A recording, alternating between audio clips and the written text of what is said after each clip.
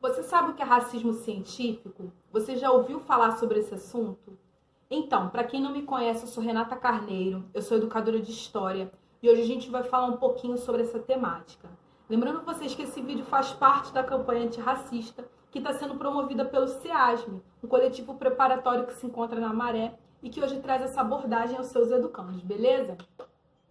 Vamos lá, galera. Quando olho alguns eventos históricos, sempre tento analisar a natureza perversa que eles podem esconder. E é assim que eu encaro a entrada das teorias raciais no Brasil. Nas últimas décadas do século XIX, o darwinismo social, que eram teorias que pensaram a humanidade como se fosse uma espécie de pirâmide social. É claro que no topo eles colocaram homens brancos europeus. E a base, por sua vez, era composta de africanos e indígenas. Esses pensadores, eles acreditavam que as raças se originavam de diversos lugares do mundo. Diferente do seu principal articulador, Charles Darwin. Para Darwin, esse naturalista britânico, as raças elas partiam de um mesmo berço, de uma mesma ancestralidade e tendiam a evoluir conforme o passar do tempo. Pensadores como Arthur de Gobineau, um naturalista francês do mesmo período, acreditava que a mestiçagem poderia ocasionar a degeneração. E essa degeneração, ela provocava estigmas, não só biológicos, como também sociais. No plano biológico, ele pensou uma espécie de amorenamento da pele, mudança de feições, digamos assim, nariz, boca, diferente daqueles que a gente tinha como padrão, que era a Europa. E também, no plano social, ocasionava a loucura. Para a gente ter uma dimensão do impacto dessas teorias raciais, podemos analisar o conceito de antropologia criminal, desenvolvida nesse mesmo período pelo italiano Cesare Lombroso, que pensou que a gente poderia chegar a um criminoso só mesmo por conta dos estigmas, até antes dele cometer tal crime. Para a gente ver como essas teorias, fortemente difundidas no século XIX, elas têm força ainda no presente. Pois os jovens, a população negra, ela ainda é marginalizada e ela ainda é perseguida por conta dos estigmas, por conta de sua etnia, por conta do tom de pele. Então a gente vê como ecoou, como ela vem para os dias atuais, uma discussão que aconteceu, sobretudo no século XIX. Beleza? Vamos lá, essas teorias também elas acabavam impactando em políticas sociais eugenistas. Vamos entender assim a eugenia como, traduzindo o termo como bom nascimento, como boa raça. E é claro que essas políticas sociais eugenistas, elas vão estimular o estudo dos agentes sociais que tendem a empobrecer ou a melhorar a qualidade das raças futuras, no plano tanto mental como no plano biológico. Então, essas políticas sociais eugenistas, elas acabavam reforçando teorias, vamos dizer assim, não científicas de branqueamento. E essas teorias de branqueamento, elas acabavam estimulando casamento entre pessoas brancas e, claro, que não aprovava casamento entre brancos e negros. Para a gente ter uma noção de como essas teorias traziam forte marca excludente e equivocadas, certo?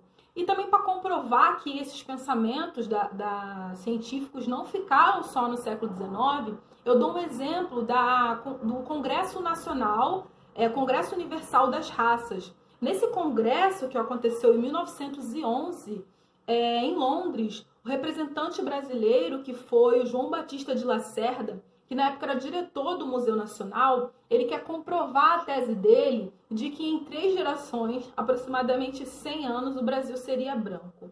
E não muito satisfeito, ele inclui na tese dele um quadro muito conhecido, uma pintura que se chama A Descendência de Cã. Essa descendência de Cã, que é muito discutida e muito interpretada nas provas e nos livros de história, é um quadro de 1895 e que pode aí nos ajudar a compor esse pensamento científico desses teóricos de época.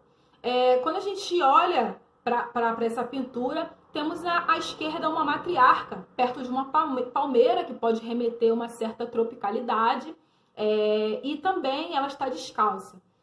Vamos dizer assim que ela ainda não está nos parâmetros eurocêntricos de civilização.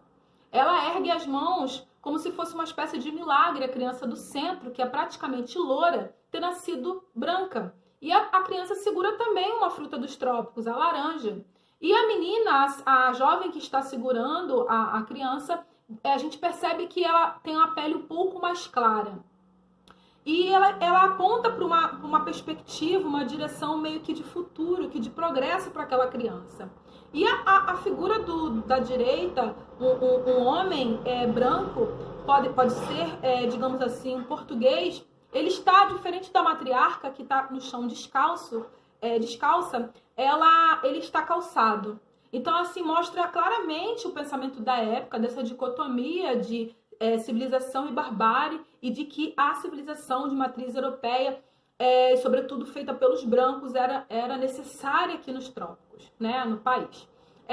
Então, esse pensamento de fabricação, digamos assim, do Estado, o bojo do processo de consolidação dos Estados-nação, era muito forte a criação de um Estado forte, de uma identidade bem definida, e isso a gente pode perceber também nos quadros, no quadro de Vitor Meirelles, que é um quadro muito famoso, de 1861, a primeira missa no Brasil, onde a gente tem os jesuítas querendo civilizar e domesticar os nativos, os indígenas. Então, a gente pode comprovar que essas teorias que nasceram na Europa, elas foram amplamente, ganharam largo espaço no Brasil. E elas concorreram com discursos fechados e muito elaborados da época, que eram dominantes, como a religião e a igreja, para a gente ver a força que essas teorias tinham. Então, um dos exemplos também que a gente tem da difusão e da popularização das ciências, sobretudo as ciências naturais, eram as exposições em parques e lugares públicos de nativos e de escravizados. Eles queriam comprovar que essa população nativa e escravizada, eles eram semi-bestiais, digamos assim. Eles eram semi-animais. Então, com isso, essa popularização da ciência, ela acaba perpetuando a violência simbólica, né? Ela acaba induzindo o pensamento do discurso dominante de matriz eurocêntrica. Então, gente, é preciso ter cuidado que, mesmo levando em conta todo o espaço temporal e cultural de época, devemos dizer sim que a ciência, sobretudo as ciências naturais, elas foram fundamentais para a discriminação do racismo do Brasil, sobretudo sob essa ótica de racismo europeu. Beleza? Hoje eu acredito que as ações afirmativas, as políticas afirmativas, elas são um marco, não devemos ignorar. Hoje a gente vê jovens adentrando espaços que outrora foram privilegiados, por exemplo, academias. A gente vê jovens negros ocupando cadeiras e se formando e tendo doutorado, jovens favelados, né, que sempre foram colocados como subalternos, por conta de muitas políticas afirmativas. Sendo que eu acho que essas políticas não devem ser um horizonte final, porque o compromisso em barrar toda essa ótica do racismo, ela tem que ser encarada como um compromisso político dentro desses espaços. E também temos que olhar a especificidade das lutas. Vou fazer um parêntese aqui. Em 1960, mais ou menos, na década de 60 e 70, as mulheres, elas vão às ruas, elas começam a levantar movimentos para reivindicar a parcela dela na democracia. Elas começam a querer sair desse lugar de subalterna. Mas essas mulheres, elas não conseguem atender às demandas das mulheres negras, que têm uma especificidade.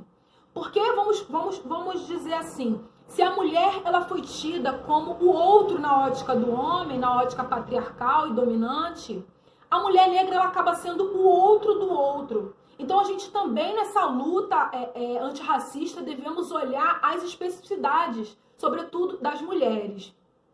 E também, como pesquisadores, a gente precisa reformular esses currículos, para barrar de vez essas teorias que tanto impactaram e continuam impactando. Hoje os jovens têm dificuldade de entrar nas faculdades e quando eles entram, eles são estigmatizados dentro desses espaços, porque é estrutural. O racismo é estrutural, ele não vem de hoje, ele é de um longo período, como a gente pode ver, começa aí com esse discurso propagado das ciências, sobretudo de matriz europeia, e que consegue espaço, consegue campo aqui no país. Então, a gente, como pesquisador, precisa repensar nessas políticas, precisa repensar e reformular esses currículos e encarar sempre que a luta de classes ela não deve ser dissociada das questões identitárias, antissexistas, antifascistas e antirraciais, por que não? Espero que vocês tenham gostado. A gente pode conversar mais sobre isso em um outro vídeo. Tchau!